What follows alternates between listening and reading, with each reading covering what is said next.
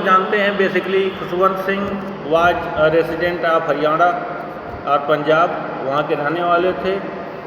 और ए portrait of lady क्या signify करता है, उनका रिलेशन क्या था, उनके लाइफ के 3 स्टेजेस क्या क्या थे, ये हम लोग जानेंगे। और कैसे उन्होंने, उनकी ग्रैंड मदर ने, और कैसे एल्डरली पीपल के साथ हम लोगों का रिलेशन कैसे होना चाहिए। ठीक, हम लोग कभी कभी अपने घर के एल्डर्स को, अपने घर के बड़े बूढ़ों को काफ़ी नेगलेक्ट कर देते हैं, उनको ज़्यादा कुछ हम लोग केयर नहीं करते हैं। जबकि जब हम लोग छोटे बच्चे होते हैं तो वो लोग हम लोगों की काफ़ी केयर करते हैं।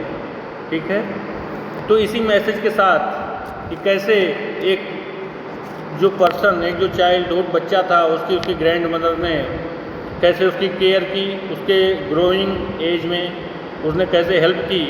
और after some times when writer went to foreign for studies, उनका सेपरेशन कैसा रहा। और कुछ एनिमल्स के साथ भी, कुछ बर्ड्स के साथ भी क्या लविंग रिलेशन था, इस रिलेशनशिप को आज हम लोग देखेंगे। आइए, तो लिखा है notice these expressions in the text, infer their meaning from the context. Text का मतलब जो आपका पैसेज, जो लेसन लिखा हुआ, ये टेक्स्ट है। और कॉन्टेक्स्ट का मतलब उसको जो हिंदी में प्रसंग कहते हैं, तो उसके अदर फ्रेजेस के साथ क्या रिलेशन है, इस स्टोरी के साथ क्या रिलेशन है। The thought was almost revolting, an expanse of pure white serenity, a turning point, accepted her seclusion with resignation, a veritable bedlam of chirpings, the singing skins of dilapidated drum. ये जो phrases हैं हमको मिलेंगे तो हम लोग वहाँ notice करेंगे और इनको एक्सप्लेन करेंगे। ठीक, बहुत ही इजी लैंग्वेज है इनकी, खुशवंत सिंह की ये चैप्टर में। ठीक, बहुत ही आसान सा चैप्टर है। देखिए, जहाँ भी दिक्कत होगी आप तुरंत पूछेंगे। My grand mother like everybody's grandmother, comma was an old women. क्या कोई यंग वुमेन भी तो ग्रैंड मदर नहीं हो सकती? इसलिए क्या कर रहा है कि like everybody else grandmother, my grand mother was an old women, she had been old and wrinkled for 20 years. ऐसा होता है कि कभी कभी बुजुर्ग लोगों के चेहरे पे झुर्रियाँ रहती हैं, वो एक समान बनी रहती हैं। ठीक है, ये लोग लेफ्ट क्यों कर रहे हैं, मैं समझ नहीं आ रहा। 20 years that I had known her, people said that she had once been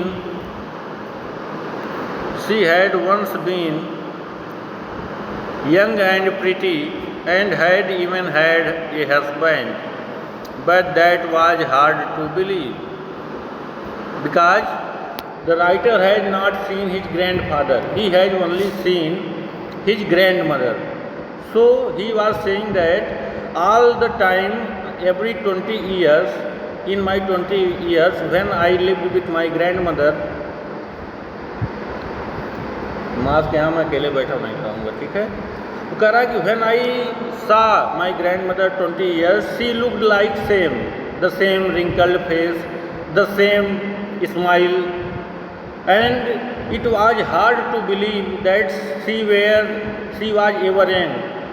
यह विश्वास करना बिल्कुल मुश्किल था कि वह कभी नौजवान रही होगी, यंग रही होगी, उसका कोई हस्बैंड रहा होगा। ठीक है, because all the 20 years that writer has spent with her grand mother, she looked like same, but people say that once there was a time grand mother was young and pretty. Grandmother क्या थी, काफ़ी young और pretty थी, और उसके एक husband भी थे। But this time in last 20 years she was looking the same. My grandfather's portrait hung above the mantelpiece in the drawing room. Although there is a portrait of grandfather that was hanging over the mantelpiece in drawing room, describe कर रहा है he wore a big turban. Turban means क्या होता है?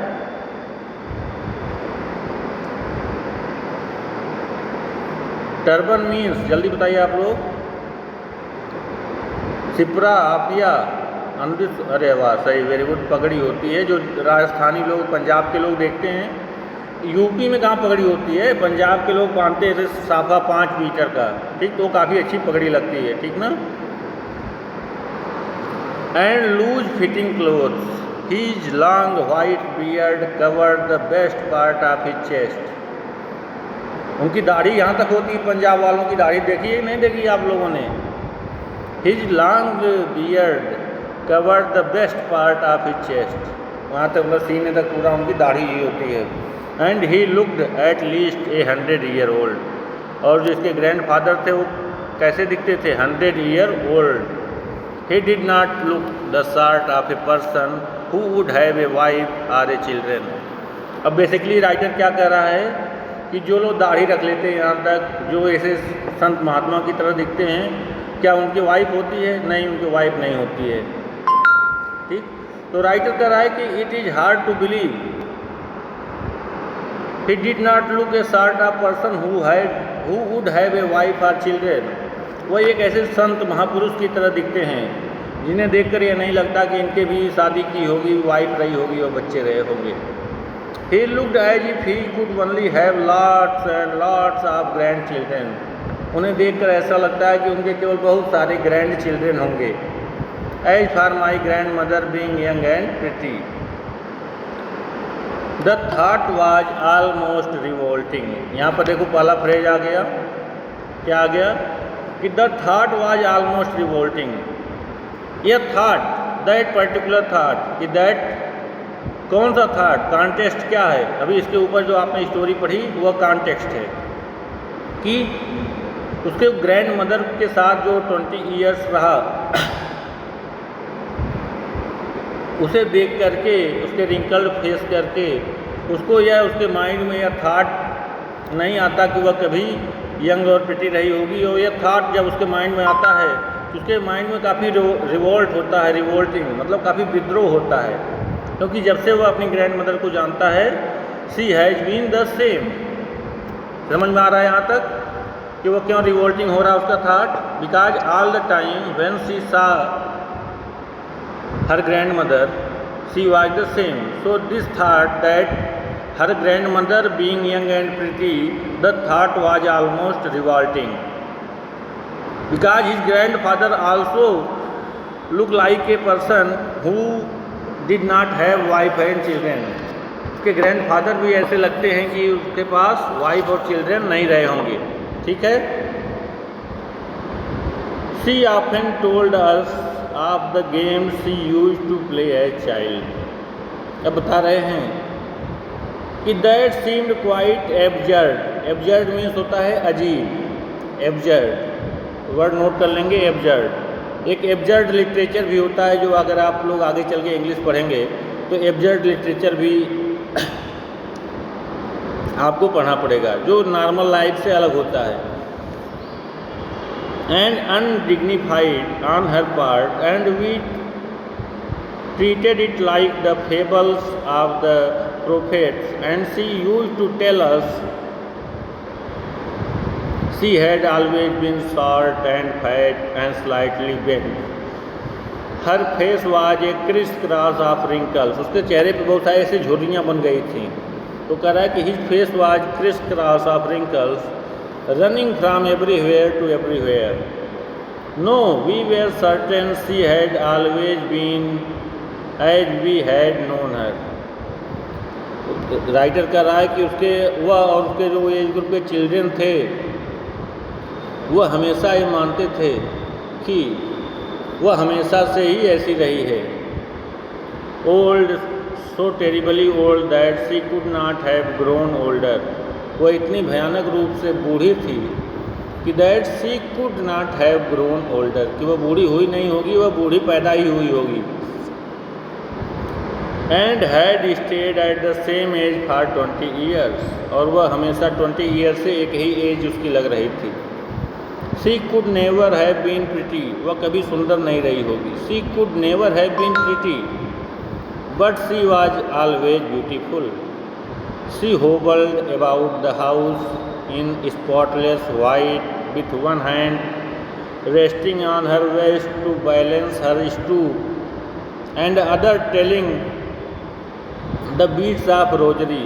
वह एक हाथ ऐसे कमर पे रख लेती थी और एक हाथ में हमेशा ऐसे माला लेकर के काउंट करते रहती थी। ठीक है,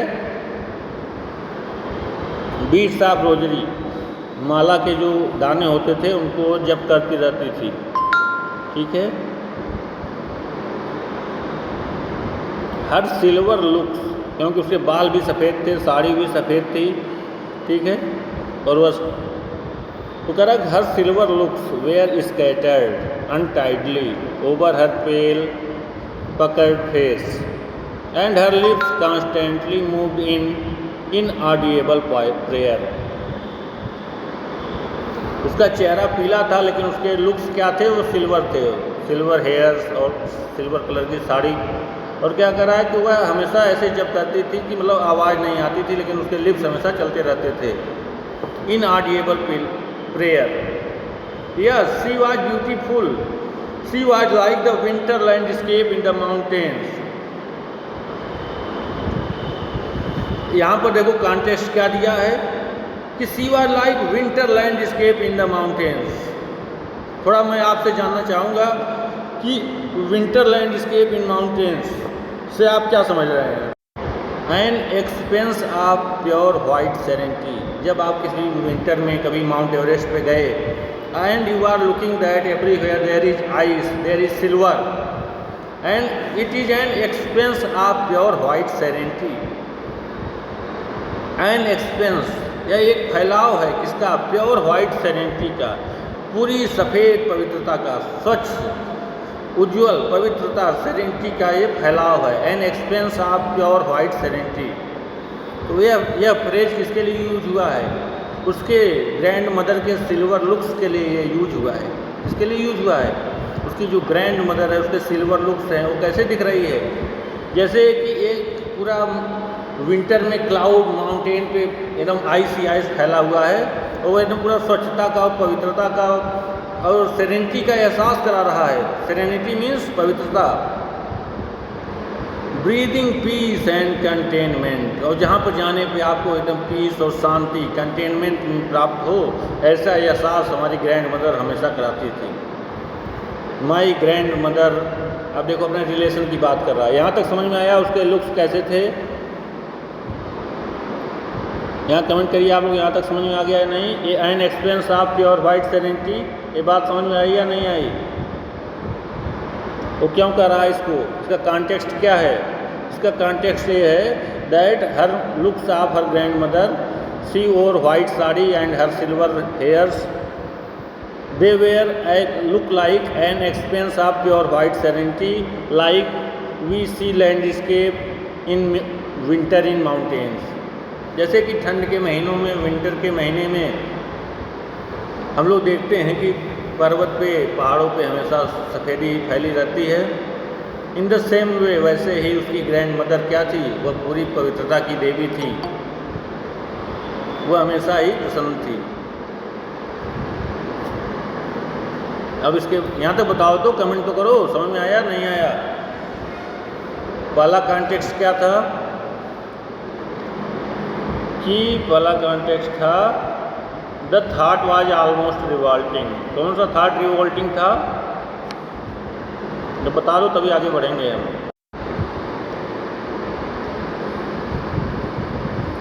my grand mother, third paragraph है, my grand mother and I were good friends, my parents left me with her when they went to live in the city and we were constantly together। Means writer के mother और father कहाँ पर चले गए, they went into city and left the child Khushwant Singh into the village with her grand mother. So Khushwant Singh grand mother and he become good friends. इनके friendship कैसे आगे बढ़ती देखते हैं। She use to wake me up in the morning and get me ready for school. वह मुझे सुबह में जगा देती थी और मुझे रेडी कर देती थी स्कूल के लिए। She said her morning prayers in a monotonous sing-song while she bathed and dressed me in the hope that I would listen and get to know it by heart. मतलब जब वह छोटे बच्चे खुशवंत सिंह को नहलाती थी और कपड़े पहनाती थी तो वह हमेशा कोई एक भक्ति का गीत गाती रहती थी और सोचती थी कि खुशवंत को भी यह गीत दिल से याद हो जाएंगे और वह भी इन भक्ति के गीतों को गाएगा।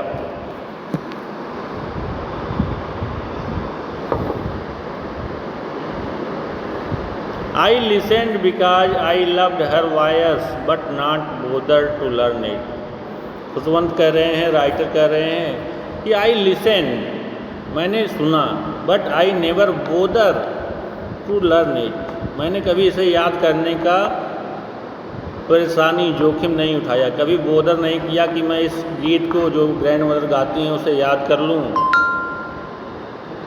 Then she would fetch my wooden slate, पहले के लोग, आप लोग कापी किताब लेके आते हैं, पहले के लोग स्लेट लेके जाते थे, एक लकड़ी का टुकड़ा होता था, उस पर चाक से लिखते थे, ठीक है, छोटे बच्चे। तो कह रहा है कि then he would fetch my wooden slate which she had already washed and plastered with yellow chalk, a tiny earthen ink pot and a red pen, tie them all in a bundle and hand it to me. जैसे हम लोग bag, आपके grand mother father आपको bag तैयार करके देते होंगे छोटे बच्चों को, वैसे ही जब ये छोटा बच्चा था तो इसको स्लेट और रेड पेन और इंक सब एक बंडल में बांध करके दे दी जाती थी। A tiny earning part after a breakfast of thick slate stale chapati, मतलब रात को जो रोटी बच जाती थी उसी मोटी रोटी को ये ब्रेकफास्ट करते थे। With a little butter and sugar spread on it, उस पर क्या करते थे, थोड़ा सा मक्खन और थोड़ी सी चीनी लगा के इसके खाते थे रोटी में।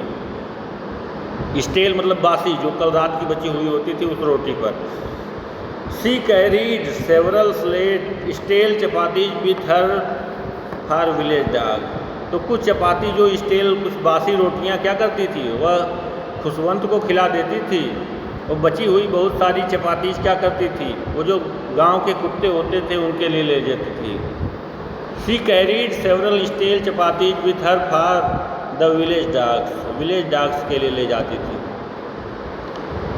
अगर पूछेगा क्वेश्चन की for whom she carried stale chapati, तो क्या कहेंगे आप लोग, तो किसके लिए चपाती ले जाती थी, for village dogs. Very good.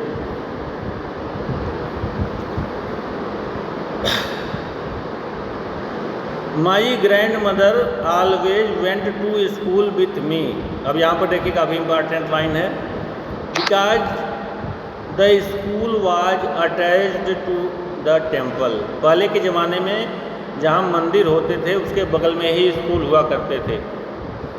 ये ज़्यादा पुरानी बात नहीं है, ये 1930 या 20 के आसपास की बात है। While the children sat in a row on either side of veranda singing the alphabets or the prayers in chorus, my grandmother sat inside reading the scriptures. उसकी ग्रैंड मदर क्या करती थी, वो मंदिर में जाती थी और जो स्क्रिप्चर्स थे, वेद पुराण थे, उन्हें पढ़ती थी। when we had both finished, मतलब जब स्कूल में छुट्टी हो जाती थी और उसके मंदिर में भी वो काफ़ी पूजा कर लेती थी, काफ़ी कुछ पढ़ लेती थी, we would walk back together, तो वे दोनों साथ में ही वापस आते थे। This time the village dogs would meet us at the temple door, तो विलेज डॉग टेम्पल के डोर पे मिलते थे। They followed us to our home, growling and fighting with each other for the chapatis we threw to them. किसके लिए वो gruelling और fighting करते थे, जो ग्रैंड मदर उनको चपाती देती थी उसके लिए। When my parents were comfortably settled in the city, they sent for us, means they called us, उन्होंने हमें बुलाया। किसे किसे बुलाया बताइए आप लोग। अभी तक के स्टोरी से समझ में आ गया होगा कि कौन सिटी में रहता था और कौन विलेज। करा कि that was a turning point. अब देखो तीसरा फ्रेज आया है ए टर्निंग पॉइंट, तो यहाँ पर कॉन्टेक्स्ट क्या है? ये डेली रूटीन याद रखना, एक एग्जाम में पूछेगा आपसे कि डेली रूटीन क्या था कि grand mother wake up in the morning and sing a song and उसके बाद क्या करती थी, उसे याद कराती थी। And they both went to school and grand mother went to temple and he ate stale chapati, वो बासी चपाती खाते थे। And grand mother carried some stale chapatis for the village dogs, but now when they are going to the city isn't it turning point? क्या गांव की life और city की लाइफ एक जैसी होती है?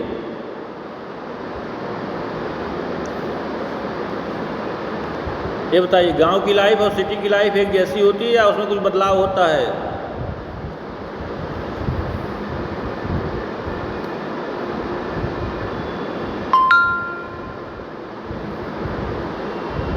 जाहिर सी बात है उसमें बहुत सारे चेंज होंगे, और ये एक टर्निंग पॉइंट था। That was a turning point in our friendship. अब फ्रेंडशिप में क्या टर्निंग पॉइंट आएगा ये हम आगे देखते हैं। Although we shared the same room, although in city they both grandmother and Khushwant Singh lived in the same room, they shared room with each other, वे दोनों रूममेट बन गए, एक ही रूम में रहते थे। ठीक। My grand mother no longer, ये शब्द इम्पॉर्टेंट है, no longer come to school with me, वह अब मेरे साथ स्कूल नहीं आती थी। She no longer come to school with me.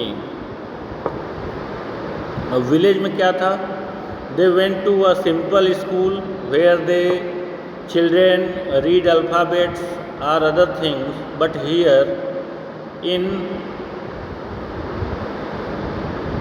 City Khushwant Singh was sent to a English school. गांव में वो लोग हिंदी संस्कृत के स्कूल में जाते थे। अब यहाँ पर क्या हुआ? आई यूज्ड टू भी एक मॉडल वर्ब है। मुझे भेजा जाता था टू एन, या मैं जाया करता था to an English school in a motor बस।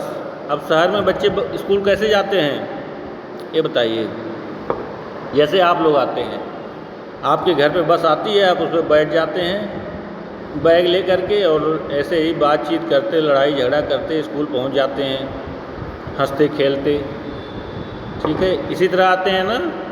तो इसी तरह जब खुशवंत सिंह भी शहर में पहुंच गए तो वह भी इंग्लिश स्कूल में पढ़ने के लिए उनके घर पे भी बस आने लगी। और गांव में क्या होता था? What happened in village? His grandmother went with him to school because there was a temple attached to the school, and she read scriptures in that temple till the school was over. जब तक school over नहीं होता था तब तक grand mother क्या करती थी? वहाँ पर स्क्रिप्चर्स पढ़ती थी। किस तरह के स्क्रिप्चर्स पढ़ती थी?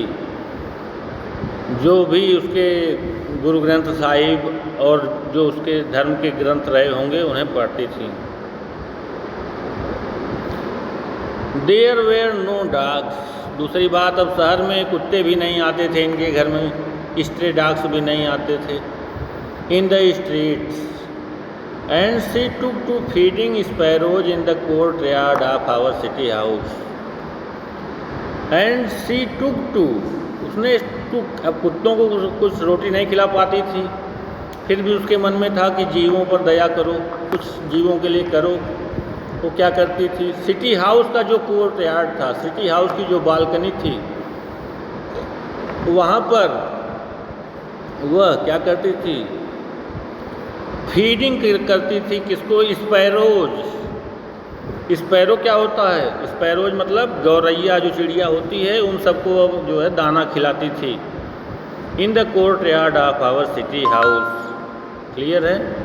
ये भी पूछेगा कि हाउ लाइफ वाज चेंज, तो आप कहेंगे कि in village grand mother was feeding chapatis to dogs, but in cities she was feeding sparrows in the courtyard of house. As the years rolled by, जैसे साल के बाद साल years rolled by किए, we saw less of each other. वैसे ही grand mother और खुशवंत सिंह का मिलना जुलना कम होने लगा. For some time she continued to wake me up and get ready for school. When I come back, she would ask me what the teacher had taught me. और जब मैं वापस आता था वो पूछती थी what the teacher had taught me. I would tell her English words and little things of Western science and learning. The law of gravity, आप लोग भी पढ़ते हैं. The law of gravity, Archimedes principle. प्रखर श्रीवास्तव जुड़े नहीं हैं, नहीं तो पूछते हैं इनसे ये सब क्या है. Archimedes principle. The world being round, मतलब geography. The world being round, इसका मतलब क्या हुआ? जियोग्राफी की धरती गोल है. ये कैसे पता चला? जियोग्राफी से. This made her unhappy. She could not help me with my lessons, क्योंकि वह जो पंजाबी के लेसन थे उन्हें तो बता सकती थी, बट जियोग्राफी साइंस इन सब के बारे में ग्रैंड मदर ने पढ़ा नहीं था, इसलिए वह हेल्प नहीं कर सकती थी उसकी. One day I announce that we were being given music lessons. और एक दिन खुशवंत सिंह ने बताया कि उसे म्यूजिक भी पढ़ाया गया शंकर सर के द्वारा. तो क्या हुआ? She was very disturb. इसे सुनकर के उसकी ग्रैंड मदर काफ़ी डिस्टर्ब हो गई. एक क्वेश्चन भी पूछता है कि why grand mother was disturb. Because she did not like city music lessons. To her music had lewd associations. Lewd, ये वर्ड इम्पॉर्टेंट है. Dirty, those people who are not good at. उसने देखा था grand mother ने कि जो cinema में फिल्मों में जो लोग गंदे काम करते हैं, ऐसे ही क्या कहते हैं नॉट गुड सॉन्ग्स, वो ऐसे गंदे गंदे भद्दे भद्दे गाने गाते हैं, डांस करते हैं, अश्लील गाने गाते हैं. तो कह रहा है कि म्यूजिक हैड ल्यूड एसोसिएशन. तो ये जो शहर में म्यूजिक पढ़ाते हैं ये लोग कैसे एसोसिएशन हैं ग्रैंड मदर के नज़र में. In the opinion of grand mother the music had lewd associations. जबकि उसके भक्ति का संग, उसके गॉड से रिलेशन का सॉन्ग वो अच्छा है, लेकिन जो सिटी की म्यूजिक है जिसमें इतने अच्छे अच्छे फिल्मी गाने वगैरह हैं, या वो क्या करती थी? They are had lewd associations. वे लोग गंदे लोग हैं. It was the monopoly of harlots and beggars and not meant for gentle folk. और आगे क्या कर रही है कि it was the monopoly of harlots. Harlots means prostitutes. ये गंदी लड़कियों और भीख मांगने वालों का के लिए बनाया गया है. मोनोपोली मीन्स क्या होता है? किसी चीज़ का एकाधिकार होना. The single right of anything, किसी एक व्यक्ति का अधिकार होना उसे मोनोपोली कहते हैं. जब किसी चीज़ पे दो लोगों का अधिकार हो तो उसे डुओपोली कहते हैं, द्वयाधिकार. और करें not meant for gentle folk. और ये जो म्यूजिक है, जो ये गीत संगीत है, ये किसके लिए नहीं है? फॉर जेंटल फोल्क, ये सज्जन लोगों के लिए, अच्छे लोगों के लिए नहीं है. तो फिर किसके लिए है? According to grand mother the music belongs only to harlots and beggars. ये भिखारियों के लिए और जो दुष्ट हार्लोट्स के लिए है, प्रोस्टिट्यूट्स के लिए है. She said nothing, but her silence meant disapproval. उसने कुछ तो नहीं कहा, लेकिन उसने साइलेंट रह करके ही खुशवंत को मना किया कि बेटा, you are a gentle folk, you are born in a gentle family, in a royal family, you should not learn this type of music, you should not be interested in this type of music.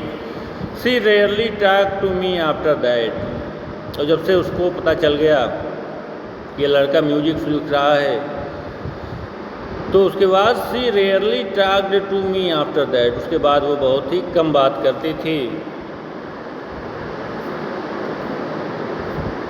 चलिए आगे देखते हैं. When I went up to the university, I was given a room of my own. अब ये लड़का बड़ा हो गया, इंटरमीडिएट क्रॉस कर लिया। And I was given a room of my own. The common link of friendship was snapped. Snap करना मतलब स्नैपचैट, ये छिन जाना कोई चीज़, ठीक है, उसी से बना है स्नैप्ड। अरे हम यहाँ पर हैं, she is rarely talk to me, फिर when I went me to the university